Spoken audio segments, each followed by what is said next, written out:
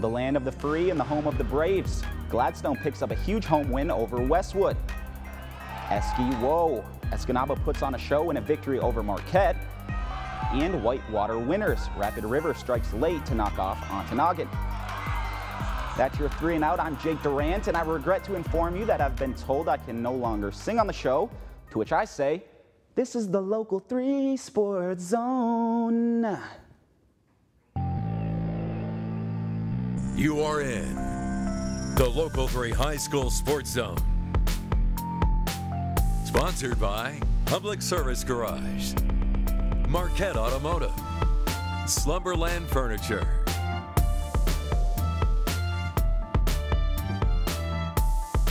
Welcome back into the Local 3 High School Sports Zone. I'm joined as always by Calvin Lewis.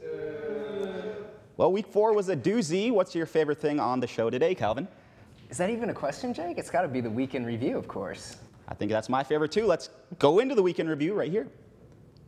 In review, week in review. It's the High School Sports Zone week in review. It's the week in review. Can Gladstone go undefeated? You know, Calvin, my gut instinct is to say that Gladstone can go undefeated after 3 strong performances in the first 3 weeks, but the opponent's overall record heading into last week was only 2-7. They faced Westwood, a much stronger opponent, barely got out with a win. It was a 2012 game. So I'm going to say they still have a good shot, but I think Escanaba on October 6th might be the one game where they could possibly lose. Yeah, you know, this matchup, obviously, it was our game of the week, Gladstone-Westwood. This matchup, Gladstone really saw their first challenge of the season with the big defensive line that is Westwood.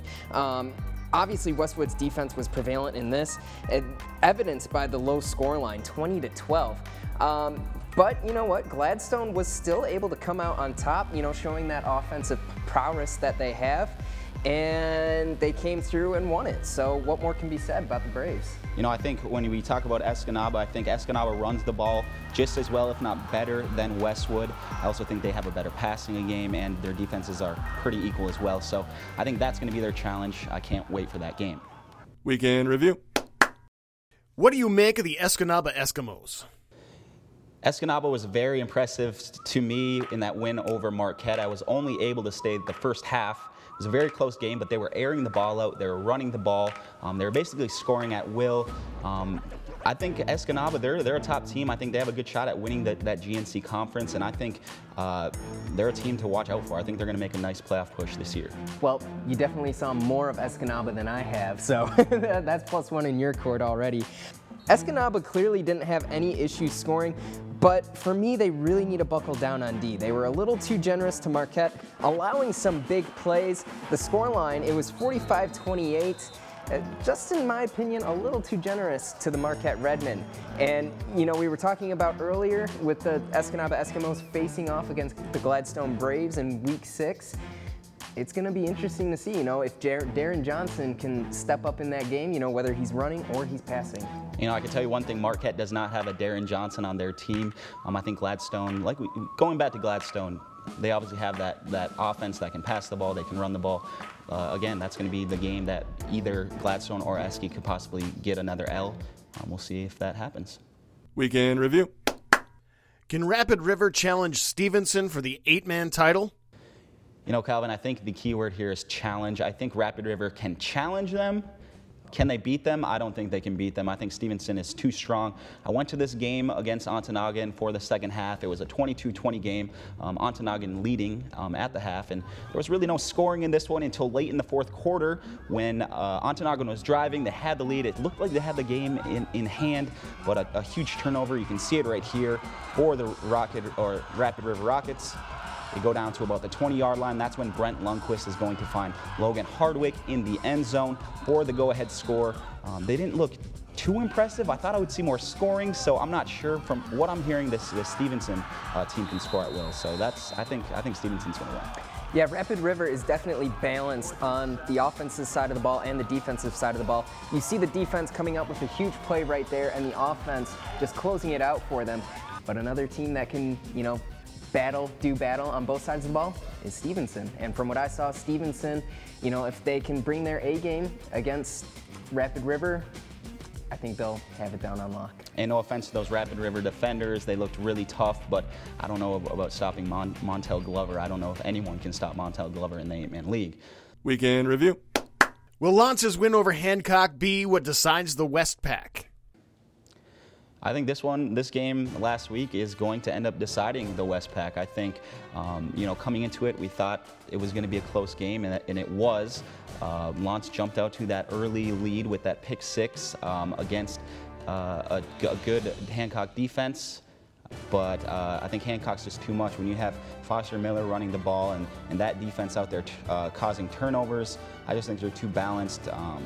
You know, this one could have went either way, but I think that interception right there was the start of the end of the game, I guess you can say.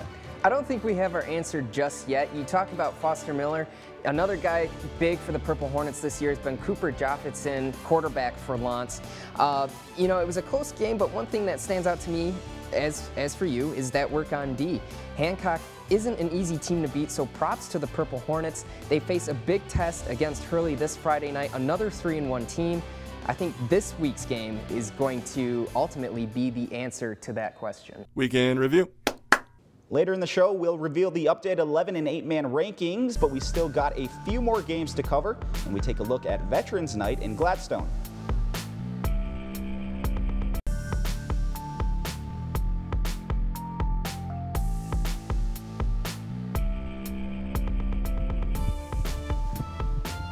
Welcome back to the Local 3 High School Sports Zone. Let's finish up the weekend review with the Local 3 scoreboard. Kearney NATO knocked off the Wisconsin School for the Deaf to pick up their second win. Kingsford looked very impressive in a 35-0 shutout of Sault Ste. Marie. And Menominee bounced back in a big way from last week's loss to Fond du Lac. They crushed Medford, Wisconsin 55-7. Calumet got by Houghton. This has been a tough year for the Gremlins. Newberry won a close one over Munising 24-22, and Ishpeming picked up their second win of the year. They shut out Manistique 38-0. West Iron County topped Gogebic 25-16, and Forest Park was back to their dominant ways. They take down Superior Central 60-18. A couple more scores here, another week and another crooked number from Stevenson.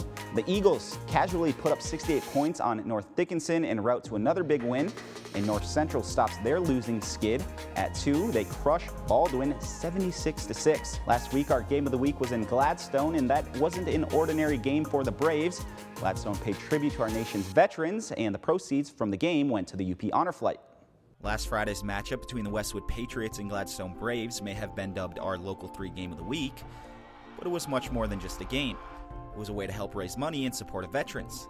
What we ended up wanting to do is we want to get as many vets here as possible and donate all the proceeds to the UP Honor Flight.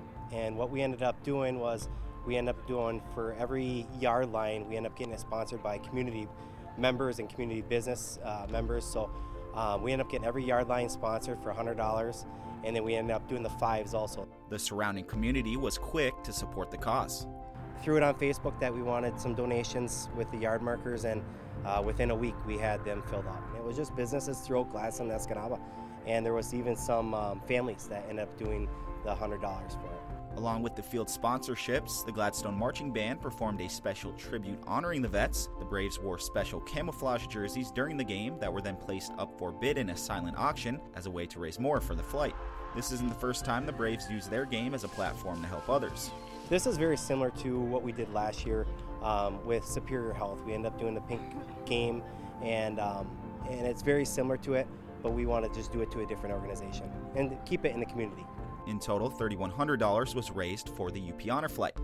And no matter what high school football team you support here in the UP, I think we can all agree on one thing. Go Braves. Next on the Sports Zone, we'll reveal our latest rankings. We've got 8-man and 11-man rankings, plus reaction coming up.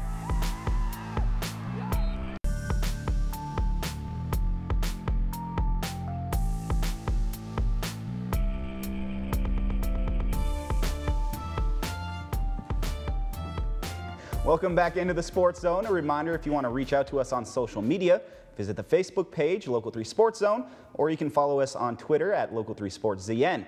4 weeks in, we're starting to get a good feel for teams, but there's still plenty left to decide. Let's go through the latest ranks, brought to you by Marquette Automotive.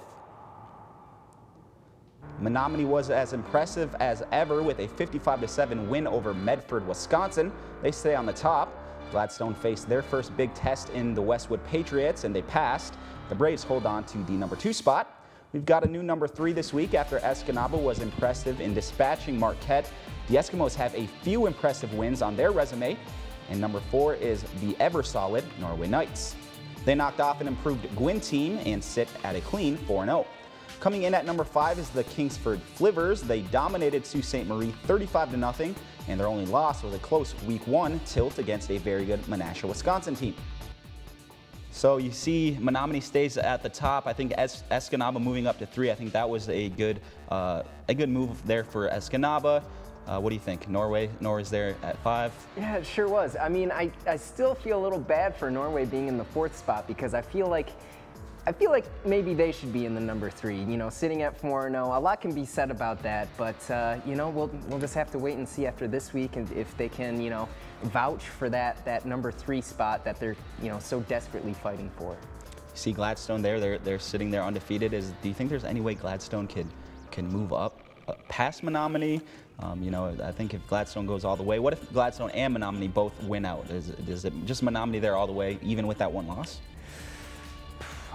I really don't know. I mean, it's too close to call. I mean, both teams are really good, evidently, this season. And, you know, Gladstone, if they just keep doing what they're doing, maybe they'll leapfrog Menominee here in maybe a matter of a couple of weeks. Well, you see, you know, Gladstone would knock off Westwood, who was in the top 5. Then if they went and got Escanaba in the top 5, I think, you know, there's an argument there that maybe Gladstone could move up over Menominee. But we'll have to wait and see. In 8-man, there is a small shakeup. Stevenson, they easily dispatched North Dickinson, and they remain at number 1. We have a new number 2. Rapid River snuck by Ontonagon last Friday, so we're going to flip-flop those 2. That brings Ontonagon in at number 3.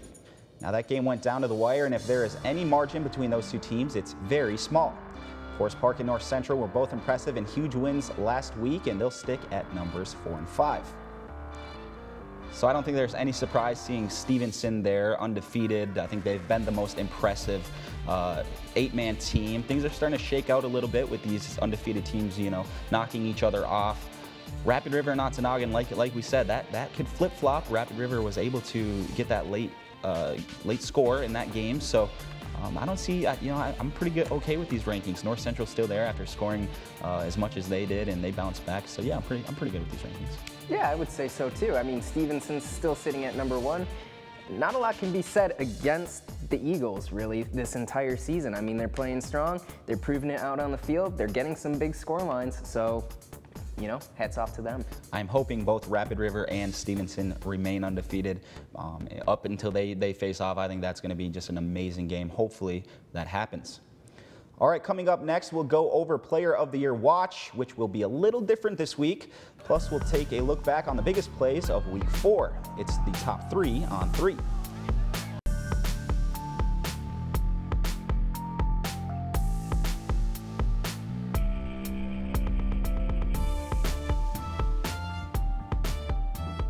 Welcome back into the Local 3 Sports Zone, and from the bottom of my heart, I want to say thank you for not turning the channel just yet. Let's go to the top 3 on 3, brought to you by Slumberland Furniture. Number 3. Checking in at 3, Hancock lost a close one to Lance, but this catch by Grant Hokinson was insane. Let's take another look. He just throws his hands up there and plucks it out of the air. Odell Beckham Jr. would be jealous. Number 2. Number 2 is all about making something out of nothing. Norway lines up for the field goal. The snap's going to be mishandled, but Josh Plant picks up the fumble. He evades the rush, and he somehow gets the pass off. He hits a wide-open Micah Wilson for the score, sealing the win for Norway. Number 1. Rapid River is down late. It's 4th down and their last chance. Brent Lundquist drops back and puts it up. Look at Logan Hardwick go up and make a huge play. That score would prove to be the difference in a huge win for Rapid River. I mentioned it earlier, but we're going to be doing Player of the Year watch a little bit differently. Instead of weekly rankings, we're going to highlight players in 11 and 8 man who had big weeks or who have strung together a couple big performances. This is the new and improved Player of the Year watch. Escanaba senior running back Logan Carroll had himself a day. He rushed for 212 yards and 4 touchdowns on just 9 carries. It's pretty efficient if you ask me. Menominee quarterback Ethan Molesky had a big day for the Maroons. He threw for 3 touchdowns and he ran in another in their 55-7 win over Medford. Sawyer Perpich threw for 299 yards and 4 touchdowns in Kingsford's 35-0 romp over Sault Ste. Marie. In Launce's Foster Miller continues to run wild. He carried the ball 34 times for 218 yards and a score in a grinded-out win over Hancock. It was another huge day for the Stevenson Eagles, and Monty Glover played a big role. He ran for 2 touchdowns, returned a punt for a touchdown, and returned a fumble for his 4th touchdown of the day. His teammate Jesus Baquero was right there with him, rushing for 3 scores and throwing another. For North Central, Travis Bentley racked up 173 off-purpose yards to go with 4 touchdowns and a huge win over Baldwin. Forest Park's CJ Post carried for 189 yards and 4 touchdowns in the Trojans' win over Superior Central. Jaden Weisinger stood out for Ontonagon in a losing effort. He rushed for 272 yards and a touchdown. Coming up, we'll take a look at upcoming games around the UP and Game of the Week, Week 5. It's hard to believe we're already right there. We'll let you know where we're headed after the break.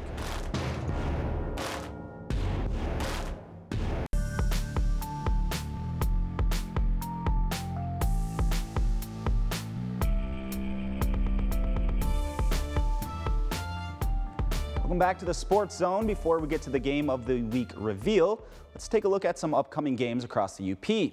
It's everybody's favorite segment. Let's take a look at some upcoming games across the UP. Escanaba hosts Sault Ste. Marie in a great Northern Conference battle. Kingsford brings in another Wisconsin team, Wausau East.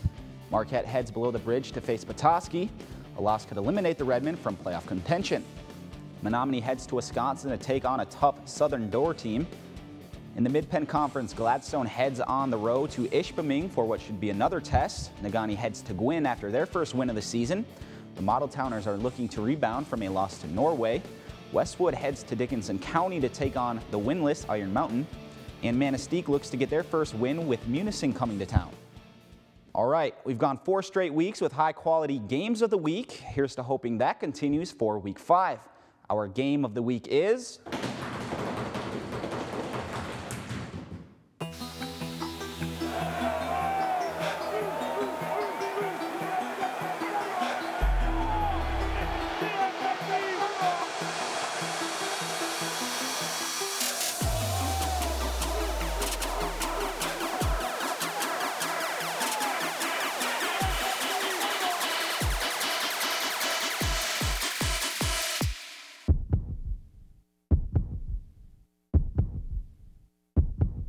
The Local 3 Game of the Week, sponsored by Public Service Garage.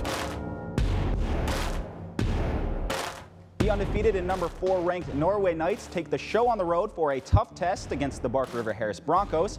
First place in the Mid-Eastern Football Conference is on the line. Can BRH pull the upset, or will Norway continue the undefeated season? It's Norway at Bark River Harris in the Game of the Week. And now it's time for a terrible impression by Kelvin. Boy, I tell you what, Jake, these 2 teams are going to have their work cut out for them this week. We got the undefeated Knights of Norway against the blazing Bark River Harris Broncos. My standout guy in this one will be Norway quarterback Josh Plant. Look for him to not be afraid of running out of the pocket here and there. The guy can make the unbalanced throw, and he might have to do that a couple times against these tough Broncos. I'm drinking the Norway Kool-Aid this week and picking the Knights in our Local 3 Game of the Week, baby. And that was a terrible impression by Kelvin. Okay, glad to see that bit is hanging around. Well, we're out of time tonight. We're really close to getting our hands on the Escanaba Eskimo costume. We're hoping for it next week. Tune in to see if we can get it done. Have a good night. The Local 3 High School Sports Zone has been sponsored by Public Service Garage, Marquette Automotive, Slumberland Furniture,